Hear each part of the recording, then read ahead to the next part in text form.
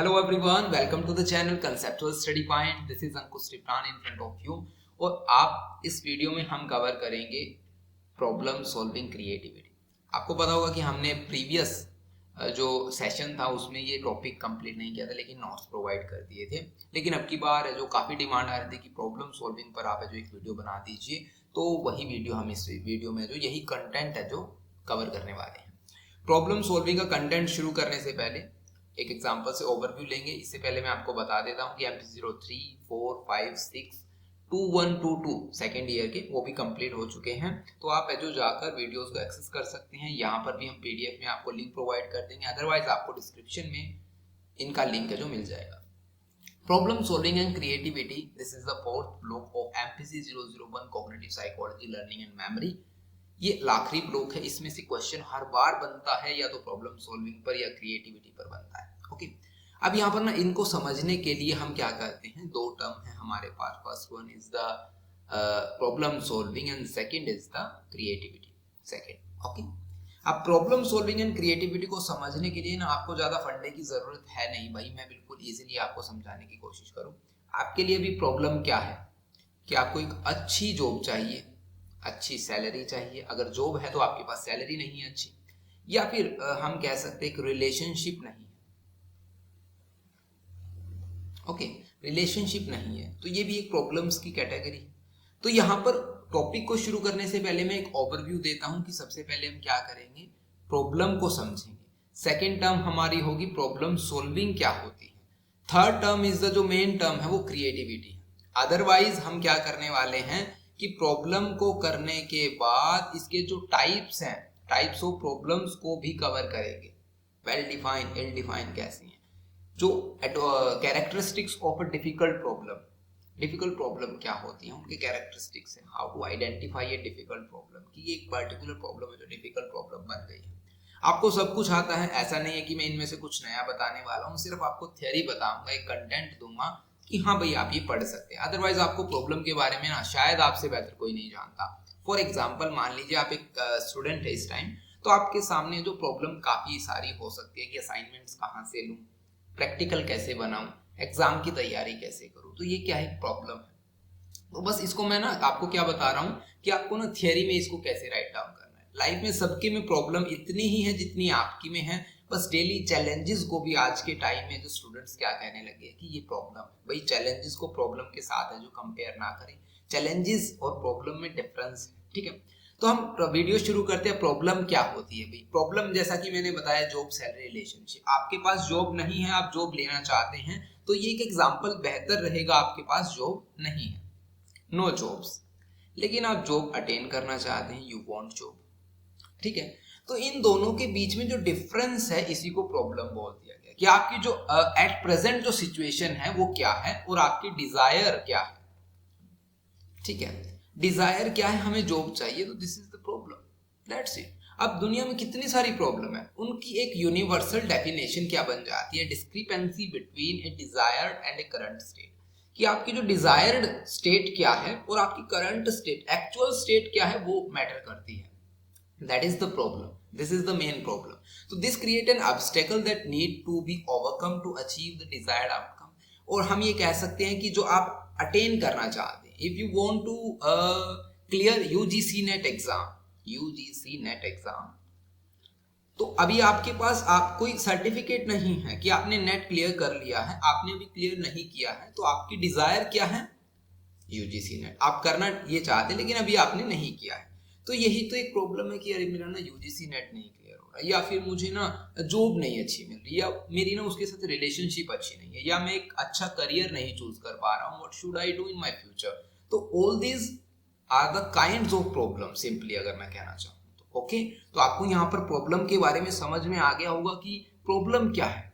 आप जो अटेन करना चाहते हैं उसके रास्ते में जितनी भी दुविधाएं, अटकलें आ रही हैं, अड़चने आ रही हैं, उन सभी को हम प्रॉब्लम कह देते हैं। और उन प्रॉब्लम्स का सॉल्विंग, प्रॉब्लम सॉल्विंग की टर्म कैसे समझेंगे, जब हम उसको अटेन कर ले, जो हमारा गोल है, जो हमने निर्धारित किया है, जो हमने सेट किया हमारे गोल्स को, अगर हम उनको अटेन कर लेते हैं तो वो प्रॉब्लम सॉल्विंग स्किल्स हो जाएंगे, problem solving techniques that you will use in order to solve your problem simply. Okay, so problem समझ में आ गई, प्रॉब्लम सॉल्विंग समझ में आ गया। अब क्रिएटिविटी का क्या मैटर है यहाँ पर प्रॉब्लम और सॉल्विंग क्रिएटिविटी के साथ, प्रॉब्लम सॉल्विंग के साथ। सो प्रॉब्लम सॉल्विंग में क्रिएटिविटी क्या कहती है भाई? अब मान लीजिए आपको यूजीसी नेट क्लियर करना है या आपको एक जॉब चाहिए। दो एग्जांपल लूंगा मैं, क्योंकि काफी सारे ऐसे स्टूडेंट्स हैं जो कि नेट एक्चुअली में क्लियर करना चाहते हैं। तो अभी उन्होंने सिंपल तरीके से ट्राई किया, कहीं से कोचिंग स्टार्ट की, अब उन्होंने डेली रूटीन में पढ़ना शुरू किया। दिस इज द डेली, हम ये कह सकते हैं उनकी रूटीन हो गई, डेली हैबिट हो गई भी, हाँ पढ़ रहे हैं, लेकिन क्लियर नहीं हो पाया। लेकिन उन्होंने ऐसा सोचा भाई कहाँ पर मैं मिस्टेक कर रहा हूँ, है ना? ऐसा सोचते हम जब भी हमारे सामने कोई प्रॉब्लम है हम ये सोचते कहाँ पर मैं मिस्टेक कर रहा हूँ। तो उन्होंने ये पता चला, काफी एनालिसिस के बाद उनको ये पता चला कि वो पीवाईक्यू नहीं अप्लाई कर पा रहे। पीवाईक्यू के लिए उनके पास प्रॉपर टाइम नहीं है। तो उन्होंने क्या किया कि पीवाईक्यू अप्लाई करना शुरू कर दिया और जो यूजीसी नेट को क्लियर किया। एक अलग टेक्निक निकाली, हालांकि ये अलग नहीं है, लेकिन ये पीवाईक्यू आपको समझाने के लिए कि एक ट्रेडिशनल अप्रोच जो हम यूज कर रहे हैं उससे हटकर कुछ नया करें और अपनी प्रॉब्लम को सोल्व कर लें, that is the creativity. Okay, अब चलिए एक और एग्जांपल से मैं समझाना चाहूंगा कि आपके पास ना पैसा नहीं है, that is the money is the biggest problem in this world, है ना? आजकल सभी के लिए हो रहा है भाई, है ना, कि पैसा कहां से कमाया जाए। तो पैसा कमाने के लिए क्या किया जाता है, यूट्यूब पर शॉर्ट्स बनाना शुरू कर दिया किसी बच्चे ने, शॉर्ट्स डांस की बनाना शुरू कर दिया। क्रिएटिविटी है वो भी। तो क्रिएटिविटी ऐसा नहीं है कि आप एक ही डायमेंशन से उसे डिनोट कर सकते हैं। आज के टाइम में यूट्यूब पर हर एक चीज की क्रिएटिविटी, एक छोटी सी चीज से लेकर बड़ी सी बड़ी चीज तक सब जगह आपको क्रिएटिविटी देख सकती है। हम शुरुआत में क्या सोचते हैं कि म्यूजिक कंपोज करना या आर्टिस्ट की ड्राइंग, इस तरह की चीजें क्रिएटिविटी है ना? लेकिन काफी इन चीजों ने कम्युनिकेशन ने ये बताया है कि हाँ देखो संसार यहाँ तक जा रहा है, वर्ल्ड कितनी तेज गति से बढ़ रहा है ना? सो ये प्रॉब्लम सॉल्विंग क्रिएटिविटी इतने से क्लास में ओवरव्यू में अगर आपको समझ आ जाता है तो आप आगे की थ्योरी अपने आप पढ़ सकते हैं, वीडियो को स्किप कर सकते हैं, it's totally up to you. Okay, next आता है, हम अब जो थ्योरी करते हैं और धीरे धीरे समझते हैं टॉपिक्स को। यहाँ तक जो आपको क्लियर हो गया हो तो आपको जो आगे वीडियो देखने की जरूरत नहीं है, आप टॉपिक्स करेंगे और आपको धीरे धीरे समझ में आ जाएगा। अब बात करते हैं हम उन स्टूडेंट्स की जो कि साइकोलॉजी बैकग्राउंड से नहीं है लेकिन टॉपिक्स को समझना तो चाहते हैं, उनकी नीड है कि वो टॉपिक को समझें। तो well defined problem, ill defined problem, some common type of problem and these are the main type of problem, well defined, ill defined. Well defined problem are those problem जो कि clear हैं, specific goal हैं जिन्हें हम attain करने का एक particular path है, जैसे कि आईएएस बनना, है ना? अब मैं करियर से रिलेटेड ज्यादा प्रॉब्लम्स आपके सामने लेके, मैथमेटिकल इक्वेशंस मैंने बता दी। अब मान लीजिए बोर्ड मार्क्स लगा दें यहाँ पर, यहाँ एक स्टेप्स है पूरे की, आप ये अप्लाई करेंगे, वेल डिफाइंड प्रॉब्लम है, आपको आंसर मिल जाएगा, पजल हो गया। आईएएस कहूं तो आपको यूपीएससी का एग्जाम है जो क्लियर करना होगा, this is the well defined problem, इसमें कोई बड़ी नॉट अ बिग डील हम कह सकते हैं। सो वेल डिफाइंड प्रॉब्लम आपको समझ में आ गई, क्लियर गोल होना चाहिए, स्पेसिफिक गोल होना चाहिए, सेट ऑफ पॉसिबल सॉल्यूशंस वहां पर अवेलेबल है। ओके, नेक्स्ट आता है हमारे पास इल defined problem. Ill defined problem जिनके हमें सॉल्यूशंस का नहीं पता, जो अनक्लियर हैं, क्लियर ही नहीं है, ठीक है, या स्पेसिफिक गोल नहीं है वहां पर, तो वो सभी इल डिफाइंड प्रॉब्लम हो गई। अब how to get a job, this is the well defined problem. How can I make this world peaceful, कैसे मैं संसार में शांति लेके आऊं, कैसे मैं सारी दुनिया में प्रेम फैला दूं, तो ये सभी प्रॉब्लम्स इल डिफाइन है, इनके कोई समाधान है लेकिन अप्लाई नहीं कर सकते आप इसको प्रैक्टिकल लाइफ में, that is the ill defined problem. अब जो हम आगे टाइप करने वाले हैं प्रॉब्लम्स की, ये काफी कॉमन है, आपको पढ़ने के बाद तुरंत समझ आ जाएंगे और इन्हीं के पार्ट्स हैं। जैसे कि अरेंजमेंट की बात करूं, आपने कॉम्पिटिटिव एग्जाम की तैयारी की होगी, तो अरेंजमेंट में क्या होता है कि आप वर्ड्स को अरेंज कर रहे हैं, rearranging of the elements, that is a simple very, जैसे ODWR का आपने वर्ड बना दिया, solving an anagram is the example of arrangement. Okay, inducing structure is the second ही कहेंगे क्योंकि ये मेन थे, ये सब टॉपिक्स आप कंसीडर कर सकते हैं। ये आपकी बुक में नहीं है, ये बात आपको अपने माइंड में रखनी है। बुक में आपकी वेल डिफाइन है, इल डिफाइन है, एग्जाम में दोनों में क्वेश्चन में डिफरेंस आ सकता है कि वेल डिफाइन इल डिफाइन में डिफरेंशिएट करें। ये बुक में नहीं है, अगर आप जो अगर चाहें तो इनको एग्जाम में लिख सकते हैं। इंड्यूसिंग स्ट्रक्चर क्या कहती है, आपको पैटर्न आइडेंटिफाई करना होता है, रिलेशनशिप फाइंड आउट करनी होती है, क्या रिलेशनशिप। फॉर एग्जांपल अगर आप एनडीए, मैंने लास्ट टाइम एग्जाम एनडीए का दिया था जहां पर मैंने रीजनिंग देखी तो कुछ इस तरह की थी 18 29 फॉर एग्जाम्पल। ऐसा कोई सवाल यहाँ पर नहीं है, ऐसा कोई भी क्वेश्चंस अवेलेबल नहीं है, मैं बस वो आपको एग्जाम्पल के बस फॉर एग्जाम्पल आपको बता रहा हूँ, समझाने की कोशिश है। तो यहाँ पर क्या टर्म आएगी, तो आपको इनके बीच में रिलेशनशिप निकालनी होगी, दैट सिंपल। पैटर्न आइडेंटिफाई करना होगा। ऐसी इंड्यूसिंग स्ट्रक्चर है जो इसका एक एग्जांपल हो सकता है, जहां पर mathematical formulas pattern in series of a number, ये इंड्यूसिंग स्ट्रक्चर की एग्जांपल है। नेक्स्ट आता है हमारे पास ट्रांसफॉर्मेशन। ट्रांसफॉर्मेशन सिंपली हम ये कह देते हैं कि भाई हमारी लाइफ में नया ट्रांसफॉर्म हुआ है, हमारी लाइफ में एक बदलाव है। तो सिंपली प्रॉब्लम भी ऐसी है कि आप प्रॉब्लम्स को चेंज कर रहे हैं कॉम्प्लेक्स से understandable form. Okay, that is the nature of problem to make it more understandable and easier to solve. This process is known as the transformation simply. Okay, जैसे कि हम इक्वेशंस को, differential equations अगर आपने कभी की हो बैचलर्स में, क्योंकि +2 तक आई होप नहीं आती जहां तक मुझे लगता है, तो ट्रांसफॉर्मेशंस एक एग्जांपल है मैथमेटिकल इक्वेशंस का, जहां पर आप कॉम्प्लेक्स सिचुएशंस को या कॉम्प्लेक्स क्वेश्चंस को ब्रेक डाउन कर देते हैं सिंपल में या चेंज कर देते हैं। नेक्स्ट आता है हमारे पास रूटीन प्रॉब्लम। अब रूटीन प्रॉब्लम ये मैं सिंपल हेडिंग से समझाऊंगा। रूटीन प्रॉब्लम जो आपकी डेली रूटीन में आती है, ट्रेडिशनल अप्रोच से वो सॉल्व हो जाती है। नॉन रूटीन प्रॉब्लम जो आपको कभी कभार मिलती हैं, जैसे कि आप रिसर्च करने वाले हैं इन फ्यूचर कभी अपने साइकोलॉजी सब्जेक्ट में ही, तो हम ये कह सकते हैं कि आपके सामने सडनली कोई प्रॉब्लम आ जाती है किसी वेरिएबल से रिलेटेड। अब आपको सोचना पड़ेगा, वहां पर आपको क्रिएटिव थिंकिंग, नया नोवेल आइडियाज वहां पर चाहिए, है ना, कि आप जो उस प्रॉब्लम को सोल्व कर पाए। सिंपल प्रॉब्लम, कॉम्प्लेक्स प्रॉब्लम, ये आप पढ़िएगा और समझिएगा। नेक्स्ट करते हैं हम कैरेक्टरिस्टिक्स ऑफ डिफिकल्ट प्रॉब्लम, जो कि एग्जाम में, आपके एग्जाम के पॉइंट ऑफ व्यू से काफी इंपॉर्टेंट है और एग्जाम में आ भी सकता है। सो कैरेक्टरिस्टिक्स ऑफ प्रॉब्लम। अब आप मुझे जनरली बताएं, देखिए अभी मैं पेन रख देता हूँ और आपको आपसे ही पूछने की कोशिश करता हूँ। अगर आपके मन में कोई सवाल आए, जवाब आए, तो उसे नोट जरूर कीजिएगा, नोट ना करे तो याद रखिएगा कि डिफिकल्ट प्रॉब्लम क्या होती है। आपको कब कोई सिचुएशन डिफिकल्ट लगती है, आपने एग्जाम में क्वेश्चन देखा, यार मुझे समझ नहीं आ रहा, है ना, या तो आपको स्टेटमेंट समझ नहीं आ रही होगी, या आप उसको, है ना, एक स्टेप कर लेते हैं, उसके बाद आपको कुछ नहीं समझ आता, या आपको यही नहीं समझ आता भाई ये चैप्टर कौन से चैप्टर से आया है, ये लाइफ में कुछ ऐसी प्रॉब्लम आ जाती है, अब इस प्रॉब्लम का सॉल्यूशन क्या होगा। तो ये भी तो एक, आपको ये लगता है ना, ये कैरेक्टरिस्टिक्स हैं।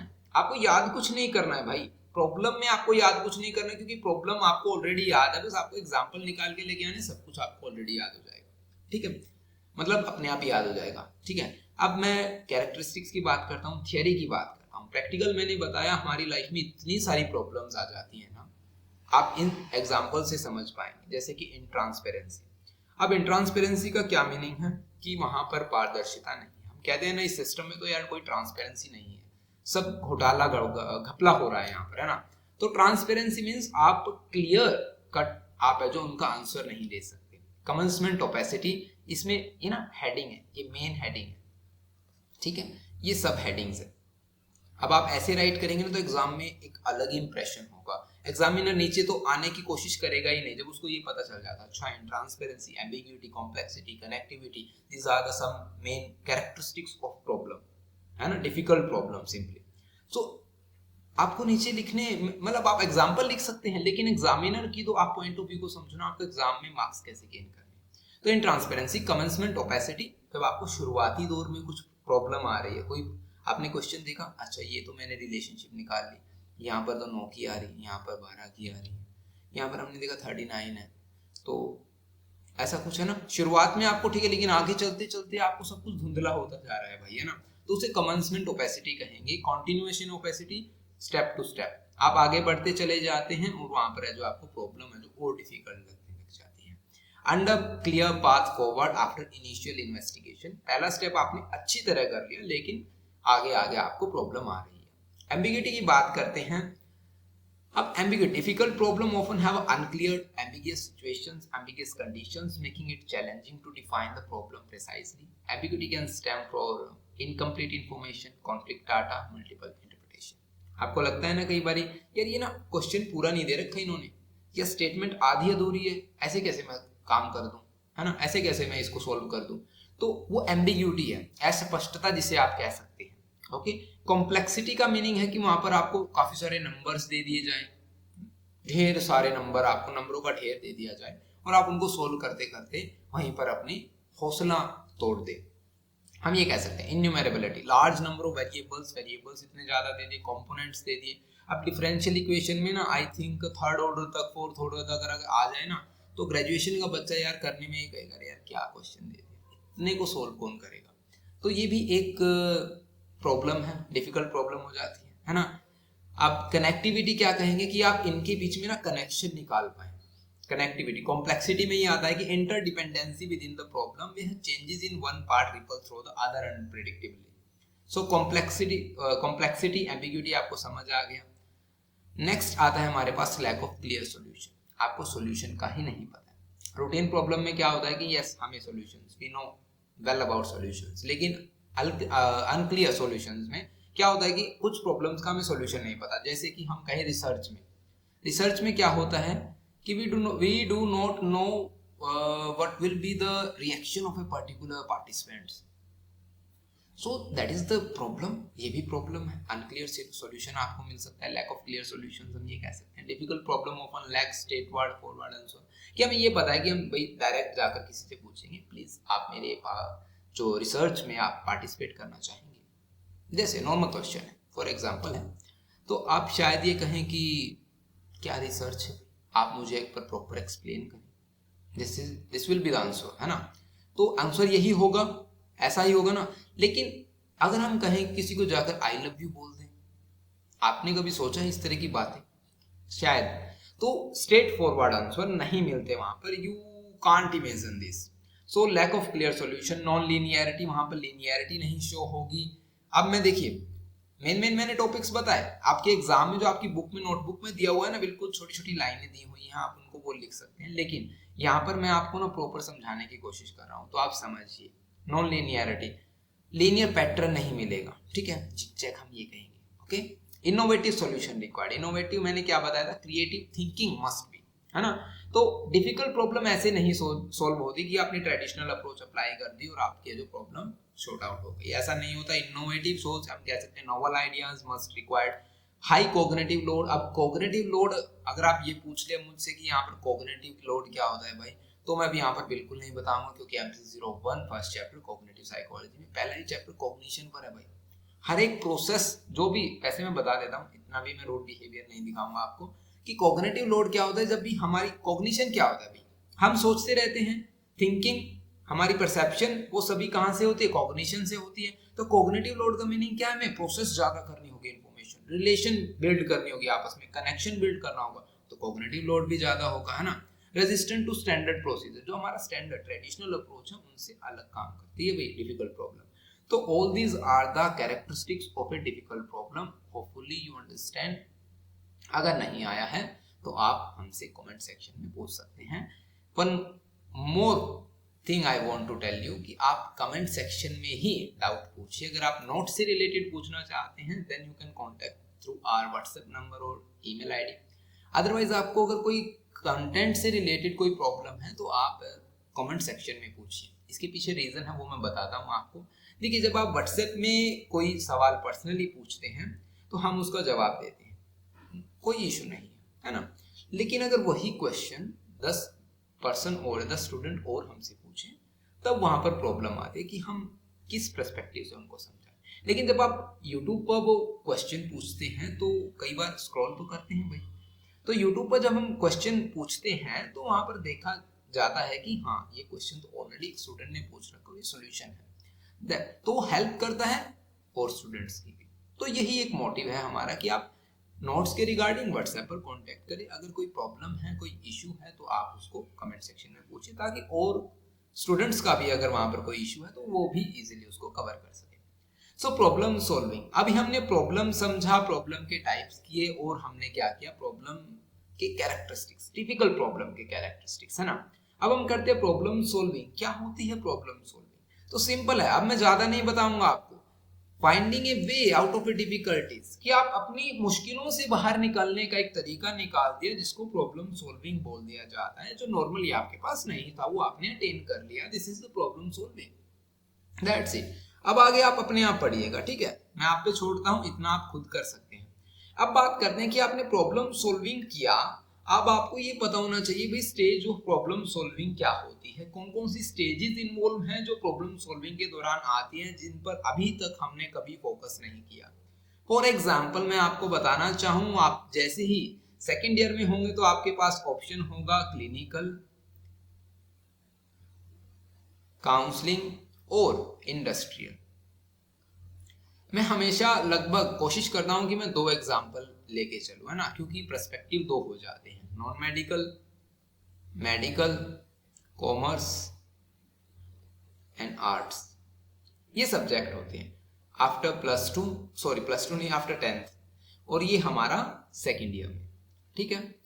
अब आप समझने की कोशिश कीजिए, मैं दोनों का एग्जाम्पल लूंगा। एक जो 10th के स्टूडेंट को ये नहीं पता होता विच वन स्ट्रीम ही और शी शुड चूज, और सेकेंड ईयर के स्टूडेंट को ये नहीं पता होता कि मैं क्लिनिकल चूज करूं, काउंसलिंग चूज करूं, इंडस्ट्रियल चूज करूं, तो ये काफी बड़ी प्रॉब्लम बन जाती है दोनों ही स्टूडेंट्स के लिए। तो वो क्या करेंगे, सबसे पहले प्रॉब्लम को आइडेंटिफिकेशन जरूरी है।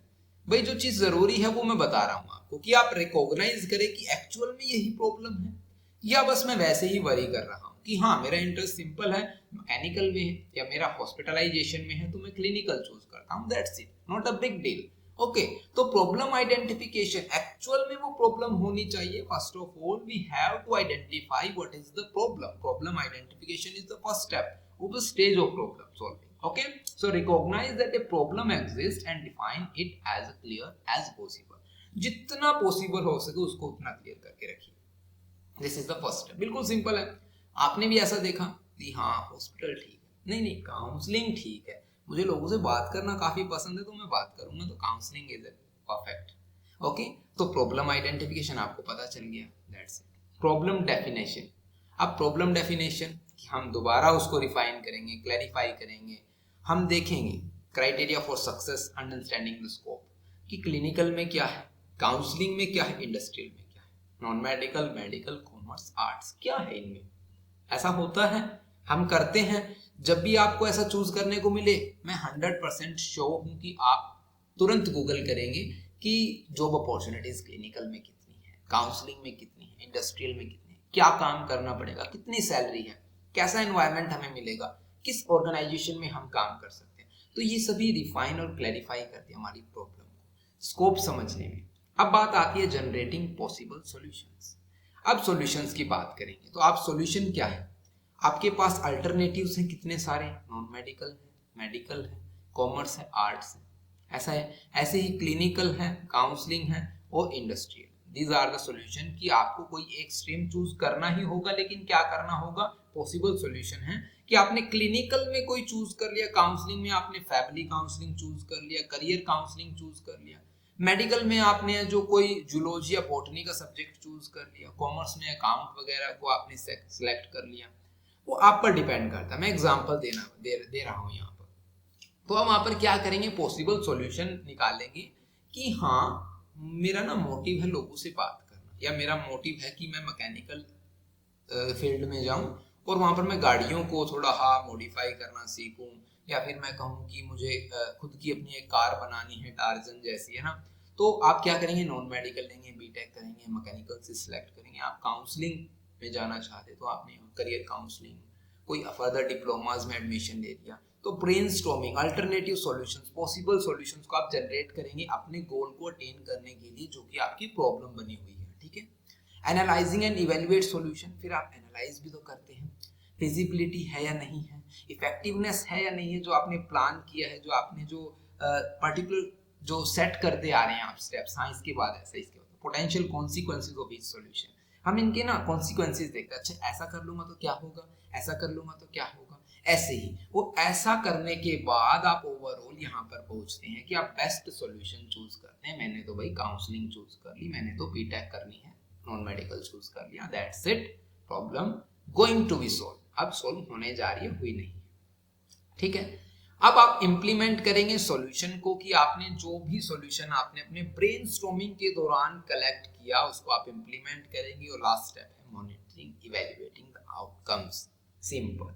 आ गए आपको स्टेप समझ में कि सबसे पहले प्रॉब्लम को आइडेंटिफाई करना है, फिर आपको प्रॉब्लम को डिफाइन करना है, alternative possible solutions find out करने हैं, analysing and evaluating solutions, best solution को सेलेक्ट करना है, इम्प्लीमेंटिंग द सॉल्यूशन, और हमारा monitoring and evaluating the outcome. ये थी स्टेज प्रॉब्लम की।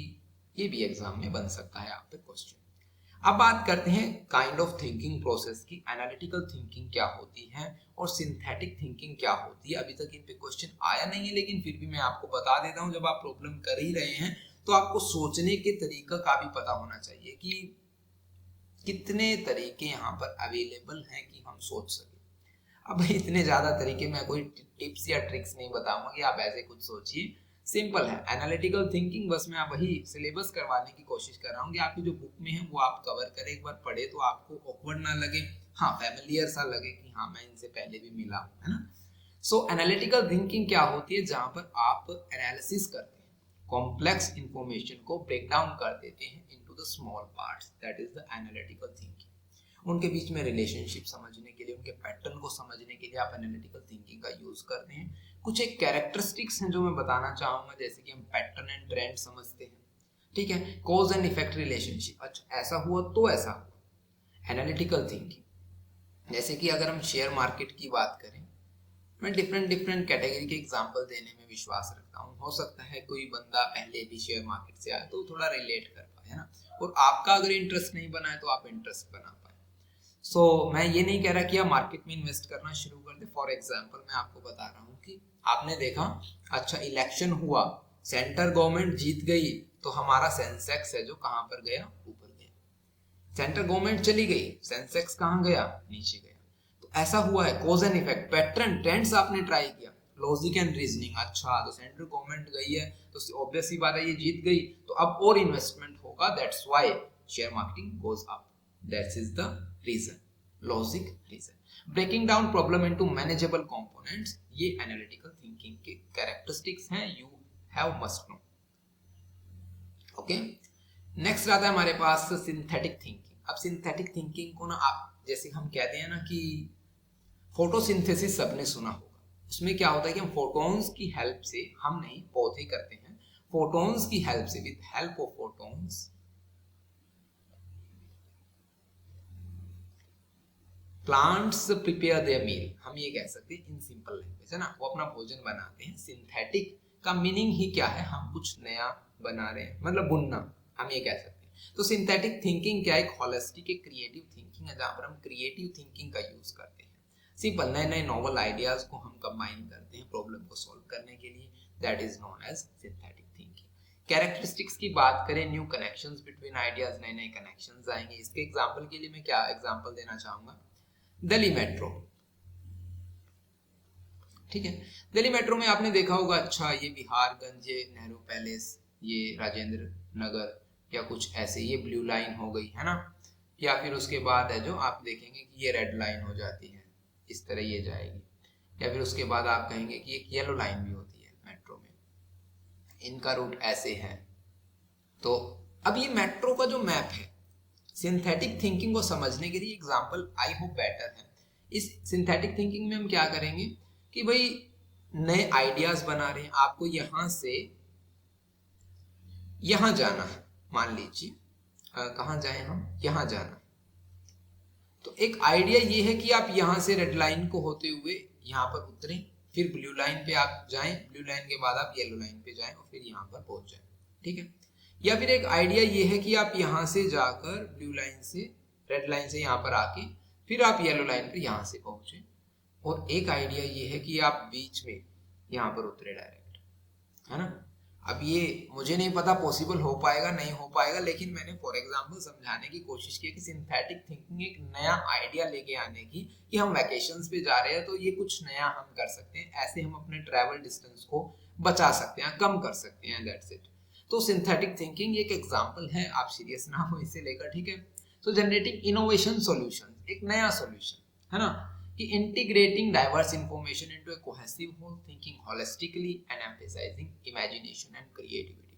क्यों ना हम यहाँ से जाके वहां क्यों ना चले जाएं भाई। तो ये क्या है भाई, सिंथेटिक थिंकिंग है।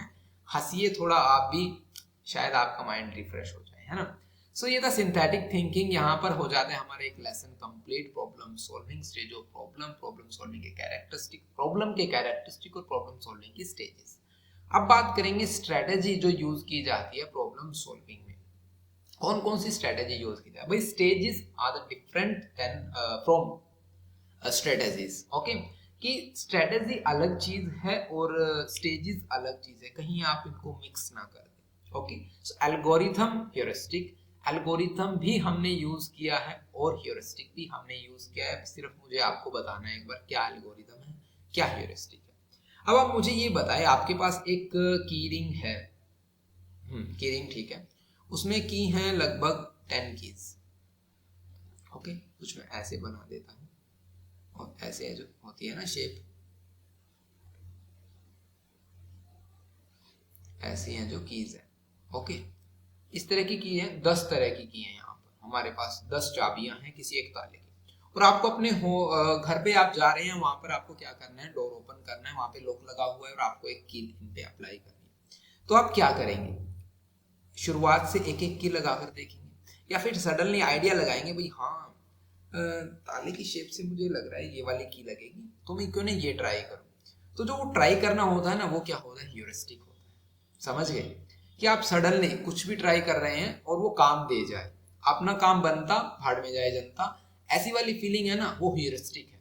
अब एल्गोरिदम है ना जो, वो क्या स्टेप बाय स्टेप प्रोसीजर है कि आप पहले पापा के पास फोन करें, पापा की कौन सी है, या फिर आप घर अपने जो किसी और दूसरे घर जहाँ पर भी आपको ये इंफॉर्मेशन मिले कि ये वाली की है, आप वहां पर जाएं और फिर वो उनसे की लेकर आए, फिर आप जो डोर को ओपन करें। This is the step to step. और एल्गोरिदम का एक और बेस्ट एग्जांपल है, जैसे कि आप कंप्यूटर प्रोग्रामिंग को जो बच्चे जानते हैं, कंप्यूटर प्रोग्रामिंग, उनके लिए ये काफी इजी है समझना। वो क्या होता है, जब भी हम कोई प्रोग्राम डिजाइन करते हैं ना, तो वहां पर हमें लैंग्वेज में एक पैटर्न लिखना होता है, भी ऐसे ऐसे हमने लैंग्वेज लिखी, लैंग्वेज में क्या प्रोग्राम तैयार करना होता है। और यहाँ पे हमें जो एक कमांड होती है ना, ये इस तरह से देनी होती है कि एक कमांड को एग्जीक्यूट होने के बाद दूसरी कमांड पे जाता है पीसी, जो भी हमारा प्रोग्राम है, पीसी नहीं प्रोग्राम। ओके, तो ऐसे मतलब स्टेप बाय स्टेप हमें जो वो इंस्ट्रक्शंस फॉलो करनी होती है, फिर हमारा जो प्रॉब्लम का सॉल्यूशन हमें मिलता है। This is the algorithm pattern जो कि हम यूज करते हैं हमारी डेली लाइफ में भी। सो एल्गोरिथम एक स्टेप बाय स्टेप प्रोसीजर है, सेट ऑफ रूल्स हैं जो कि हम फॉलो करते हैं। एल्गोरिथम एक ऐसा है जो कि हमें गारंटी देता है कि आपको सॉल्यूशन 100% मिल जाएगा। ओके, अब बात करते हैं ह्यूरिस्टिक की। ह्यूरिस्टिक कोई गारंटी नहीं देता, ये रूल ऑफ थंब है भाई, काम दे गया तो दे गया, अदरवाइज आपको कुछ और ट्राई करना होगा। सो प्रॉब्लम सॉल्विंग स्ट्रेटजी और rule of thumb that may not guarantee a solution but more practical और time efficient is the main यहाँ पर है, जिसकी कैरेक्टरिस्टिक्स है कि टाइम एफिशिएंट है। कई बार आपको लगता है ना कि आप किसी के लैपटॉप को खोलना चाहते हैं, किसी के कंप्यूटर को चलाने की कोशिश करते हैं, सडनली आपने सोचा अच्छा इसका नाम तो ये है, ये वाला पासवर्ड डाल के देखता हूँ, आपने डाला, ह्यूरिस्टिक काम कर दिया और काम बन गया वहां पर। अरे वाह भाई, मैंने तो एक ही बार में खोल दिया, है ना। तो वो ह्यूरिस्टिक है। या फिर आप फोन लोग पैटर्न बनाते हैं, that is the heuristic. Algorithm क्या है, कैरेक्टरिस्टिक से समझने की कोशिश करें, ये प्रेसाइज है, एक्यूरेट आंसर देगा हमें, गारंटेड सॉल्यूशन है, एफिशिएंसी, रिपीटेबिलिटी, एग्जांपल। आप पढ़िएगा, अब इतना पढ़ने के बाद, इतना समझाने के बाद आपको इजीली ये चीजें समझ में आ जानी चाहिए। ओके, सिमिलरली यहाँ पर efficiency, approximate solution, flexibility, prior knowledge, ये सभी हम यूज करते हैं ह्यूरिस्टिक में।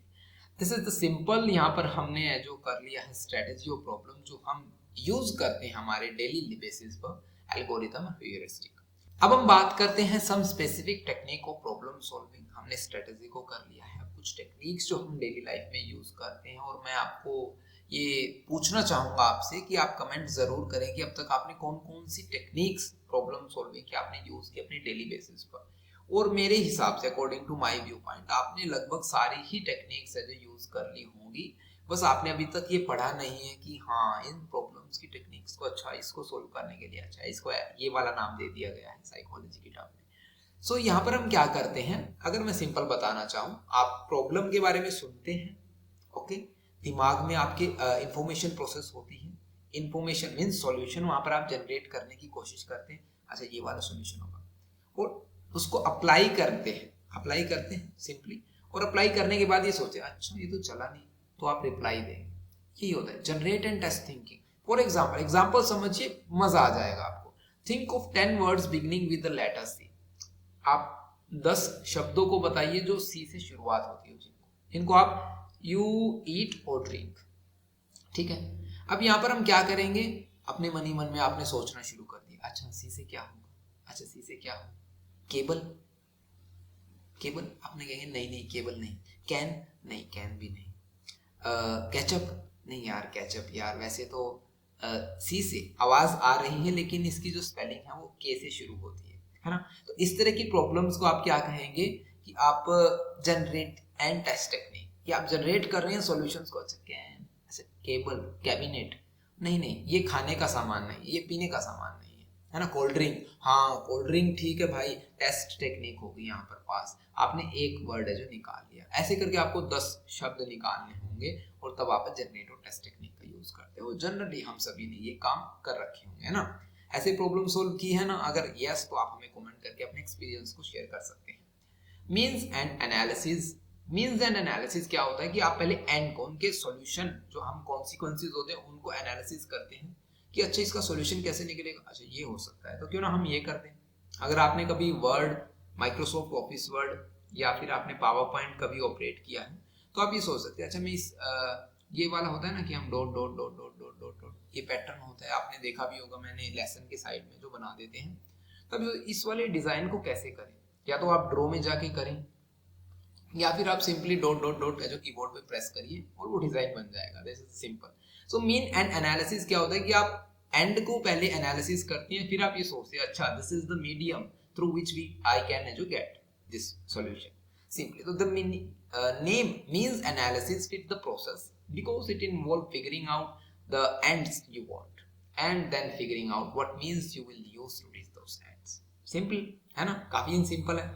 सो एग्जाम्पल वैकेशंस का यहाँ पर मैंने दिया है, अभी माइक्रोसॉफ्ट ऑफिस का। जब आप इनको पढ़ेंगे तो आप इनको कोरिलेट कर पाएंगे, समझ पाएंगे। बैकवर्ड सर्च, अब बैकवर्ड सर्च मेरा फेवरेट है भाई, मैं ऐसे ही काफी प्रॉब्लम्स को सोल्व करते हैं कि आंसर क्या है ना। मैथमेटिक्स में क्या होता है, कई बार हम रीजनिंग वगैरह करते हैं तो हमें क्या पता चलता है कि आंसर क्या है इसका, हमें पता चला 4 है, तो कैसे ना कैसे करके हम क्या निकाल देते हैं भाई, हमारा आंसर है जो 4 निकाल देते हैं, वो बैकवर्ड सर्च होता है, ठीक है। इसका बेस्ट एग्जांपल, इससे भी बेस्ट एग्जांपल है जब आपने कभी किसी न्यूज़पेपर में कुछ ऐसा इमेज देखी होगी, कैसी ऐसी, अब इसको ऐसे बनाना होगा,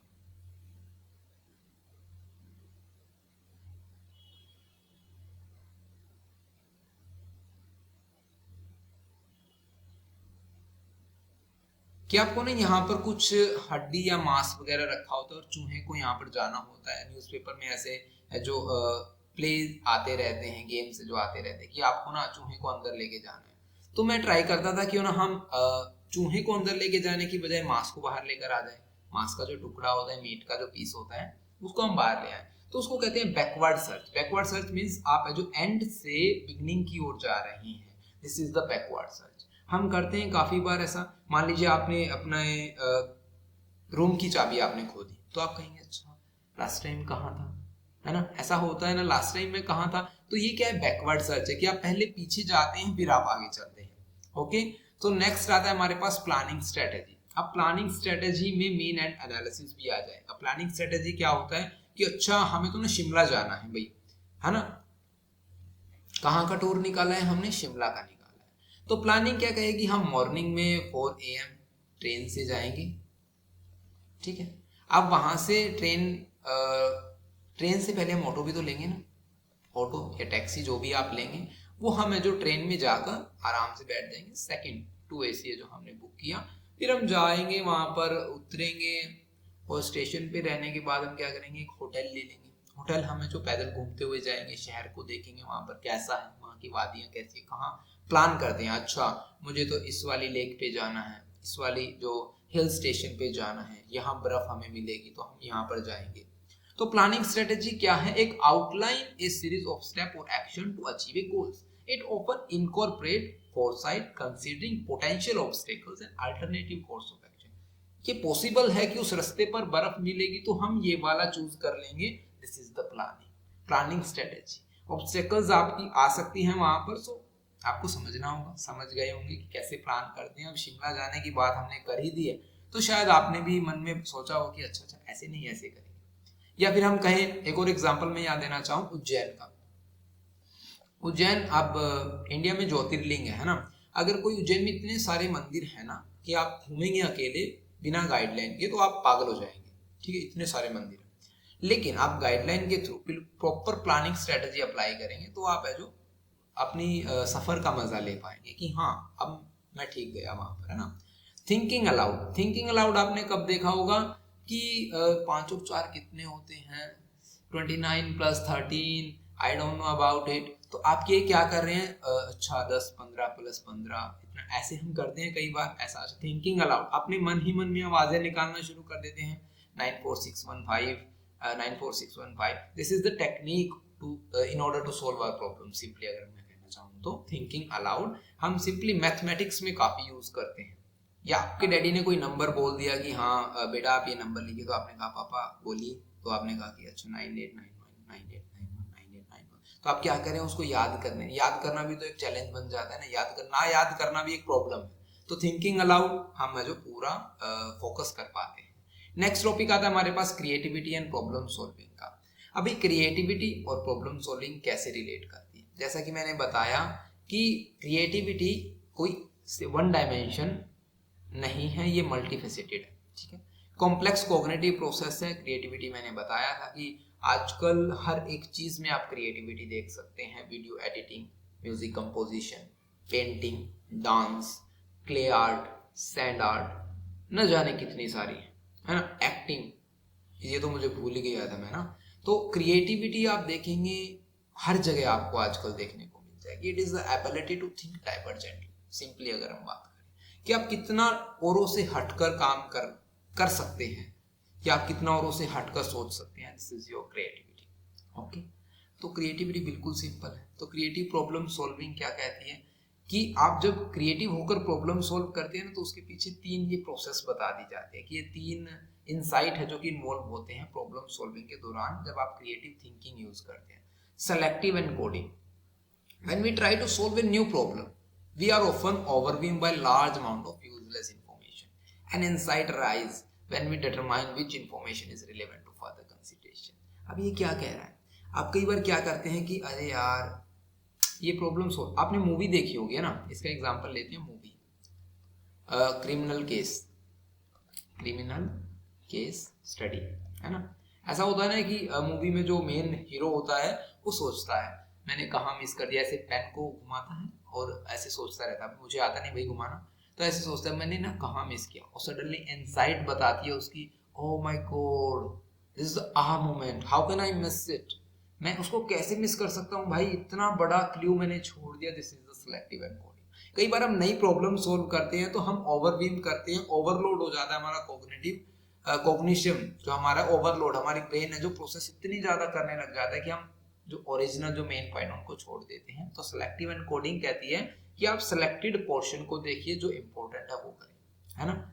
सिलेक्टिव कॉम्बिनेशन, अब कॉम्बिनेशन क्या करेंगे कि हम है जो इंफॉर्मेशन को है जो उनके बीच में रिलेशनशिप निकाल पाएंगे एक नए तरीके से.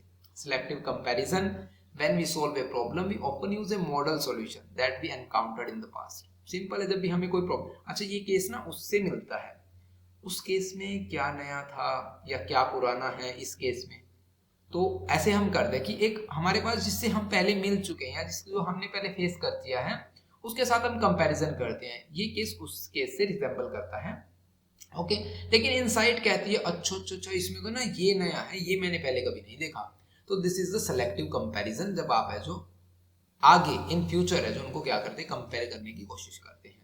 तो जो स्टेज इन्वॉल्व है यहाँ पर ये है प्रिपरेशन, इंक्यूबेशन, इनसाइट और वेरिफिकेशन. इनको मैं इंक्यूबेशन मैंने पहले भी बता दिया है. प्रिपरेशन क्या है, first a goal is a set, then potentially relevant information is gathered, sometime deliberately, sometime by accident. हम क्या करते हैं, कुछ कई बार हमें जो जानबूझकर इंफॉर्मेशन हम इकट्ठा करते हैं, कई बार हमें सडनली बाय एक्सीडेंटली हमें मिल जाती है, अच्छा ये दोनों केस में काफी इंपॉर्टेंट है। अभी ये मूवी वाला एग्जांपल चल रहा है, अगर आप समझ पा रहे हैं तो बताइए, अदरवाइज नेक्स्ट वीडियो में यार इसको चेंज कर देंगे, है ना। Incubation inside the aha moment, how can I miss it, है ना। सो वेरिफिकेशन आप वेरीफाई करते हैं। दो कैरेक्टरिस्टिक्स बताए गए हैं, एग्जाम में ये पूछे नहीं जाते। कभी आप ये सोचे अच्छा ये एग्जाम में आएगा, नहीं, ऐसा कुछ भी नहीं पूछा जाता। क्रिएटिविटी पर एंड प्रॉब्लम सॉल्विंग पर ये सारा टॉपिक आ सकता है, लेकिन आप ये एडिशनली लिख सकते हैं कि क्रिएटिव पर्सन की दो है जो कैरेक्टरिस्टिक्स हैं। पहला कि वहां पर जो क्लियर सेंस होती है, दूसरा कि वो कंटेंट और टेक्निक्स को याद रख पाता है। मान लीजिए अगर हम कहें कि एज ए साइकोलॉजिस्ट अगर आपने कहीं एक बिहेवियरल थेरेपी अप्लाई की है और आप उसे भूल जाएं, तो आप क्रिएटिव थिंकर नहीं कहलाएंगे, आपको वो याद रखनी होगी। एक मैथमेटिशियन ने एक नई इक्वेशन या फॉर्मूला बनाया है, तो इसका मतलब सिंपल है कि वो नई नई चीज़ों से उनको रिलेट कर पा रहा है, इन्फॉर्मेशन को स्टोर कर पा रहा है। क्लियर सेंस है कि हाँ मुझे इसके बारे में इसका सॉल्यूशन निकालना है, एक अलग सॉल्यूशन निकालना है। This is the creative thinker के जो कैरेक्टरिस्टिक्स हैं। अब बात करते हैं आर्टिफिशियल इंटेलिजेंस इन प्रॉब्लम सॉल्विंग कैसे हेल्प करती है। इसको नहीं करेंगे भाई हम, इसको कैसे नहीं करेंगे मैं आपको बताऊंगा। यस, ट्रेडिशनल अप्रोच अभी करेंगे, लेकिन एआई को हम अभी छोड़ेंगे। क्यों छोड़ेंगे भाई? क्योंकि आप ऑलरेडी इससे जो अवगत हैं, आपको इससे पहले ही जान पहचान है। एआई क्या करता है आज के टाइम में? आप टेक्स्ट दें, आपको इमेजेस दे देगा। आप टेक्स्ट दें, टेक्स्ट कहें या हम प्रॉम्प्ट कहेंगे, एक बार लिखेंगे हम यहाँ पर कि प्रॉम्प्ट्स। आप प्रॉम्प्ट्स दें और आपको इमेजेस, पीपीटीज, एक्सेल फाइल्स, जो भी आप चाहें सब कुछ आज के टाइम में एआई कर सकता है। तो एआई, आर्टिफिशियल इंटेलिजेंस इन प्रॉब्लम सॉल्विंग, ये आप टॉपिक अपने आप पढ़िएगा। जहाँ पर आपको ऑप्टिमाइजेशन, प्रेडिक्टिव एनालिटिक्स, जो कि आप वेदर फोरकास्ट में कर सकते हैं। शेयर मार्केट में जो पैटर्न लगाए जाते हैं, इंडिकेटर लगाए जाते हैं, उनसे हम कहीं ना कहीं फोरकास्ट करने की कोशिश करते हैं, ये शेयर कहाँ जाने वाला है, कल बारिश होगी या नहीं होगी। पैटर्न रिकॉग्नाइजेशन, अच्छा सेंट्रल गवर्नमेंट चली गई है, अब की बार ऐसा हुआ तो नेक्स्ट टाइम भी ऐसा हो सकता है, पिछले 3 सालों से ऐसा होता आ रहा है। तो एआई क्या कर रही है? हमारी इतनी हेल्प कर रही है भाई। इमेज एंड स्पीच रिकॉग्नाइजेशन, आप जब बोलते हैं ना, आपकी आवाज को भी तो रिकॉग्नाइज करती है। ओके गूगल, हे सिरी, कॉल नवीन, कॉल नवान संधू, है ना। इस तरह की चीजें आपने अगर कभी ट्राई की हैं तो आप इन चीजों को समझ पाएंगे, और मैं चाहता हूं कि आप इन चीजों को ट्राई करें ताकि आप एआई के कॉन्सेप्ट को समझ सकें।